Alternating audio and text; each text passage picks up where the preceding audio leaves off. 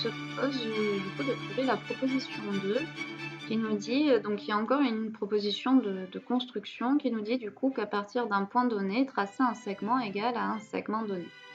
Donc voici le point donné, le point A, et le segment BC en rose.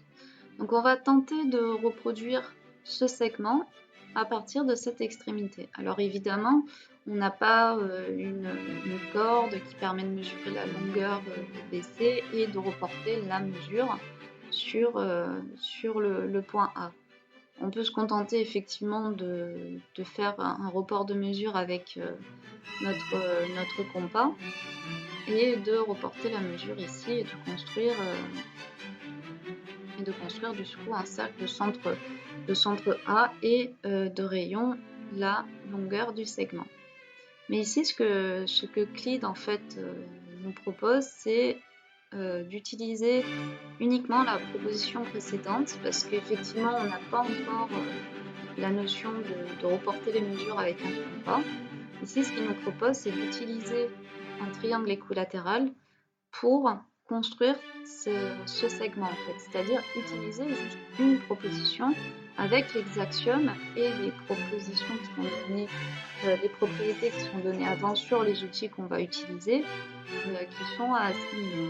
C'est-à-dire qu'on n'a pas, en fait, il enlève la règle de dire je reporte avec un compas la mesure.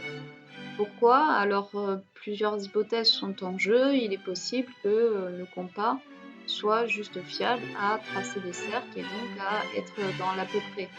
Peut-être qu'aussi pas tout le monde n'avait un compas à l'époque et qu'il fallait du coup savoir s'adapter avec simplement un outil de précision qu'on n'a pas aujourd'hui dans le trouve par exemple. On n'avait pas cet outil spécifiquement de précision, mais on pouvait tracer effectivement des cercles avec une corde, tout ça, mais ça manquait quand même de précision. Là, en l'occurrence, c'est une construction pure et géométrique. Alors, on va commencer. Donc, voici le point et le segment. Ce qu'il nous propose, c'est du coup de construire le triangle équilatéral ABD. Donc, c'est ce qu'on va faire avec notre logiciel. On va construire notre triangle équilatéral ABD. Donc, j'utilise le logiciel, mais lui, il utilise la proposition précédente. À partir de là, il nous dit qu'on va prolonger les droites, les segments du coup en droite, donc les segments DB en un point et AD. Donc lui, il précise qu'il va prolonger un segment selon une droite, donc selon un point, c'est-à-dire ici selon le point E et ici selon le point F. Et maintenant, il va construire des cercles. Il va en construire deux exactement. Il va construire un cercle de centre B et de rayon C. Et il va nommer du coup l'intersection. Alors, il n'explicite pas comme ça, mais il nomme du coup ce cercle BCG. Donc là, il a ce point-là. Et ensuite, ce qu'il va faire, c'est construire un deuxième cercle, cette fois-ci de centre D et de rayon de cette intersection. Parce que vous voyez que ça commence à un peu se dessiner son procédé.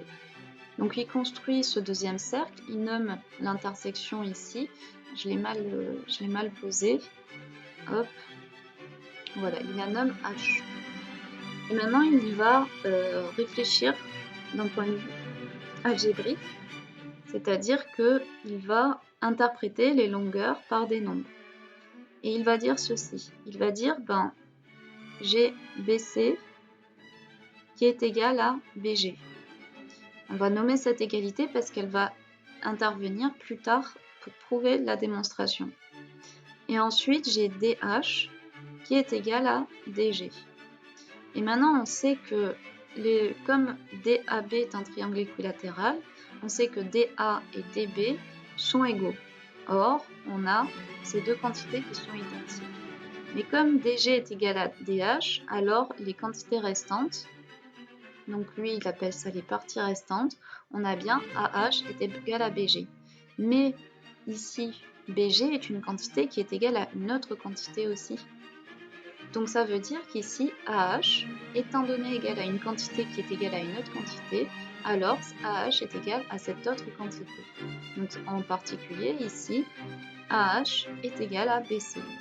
Donc nous avons bien construit sans le report de la mesure, qui n'est pas exprimé dans les axiomes, qui n'est pas exprimé comme un outil mathématique, juste avec une construction géométrique à l'aide des mathématiques, nous avons du coup reproduit un cercle, un segment, pardon, rien à voir, avec deux cercles, voilà, je me confonds, bon, voilà, c'est magnifique, un petit bullet time, ça fait pas de mal des fois, et donc c'est ce qu'il y a d'assez, et donc cette proposition en fait elle est assez étonnante parce que justement il passe par des choses sur lesquelles on se dit mais tu prends ton compas, tu reportes la mesure et tu construis un segment, enfin c'est débile, mais en fait ce qu'il y a d'assez explicite c'est que c'est un peu ça l'idée des maths, c'est que ce n'est pas aussi simple et que en fait cette proposition je pense qu'elle répondait simplement à un problème de l'époque,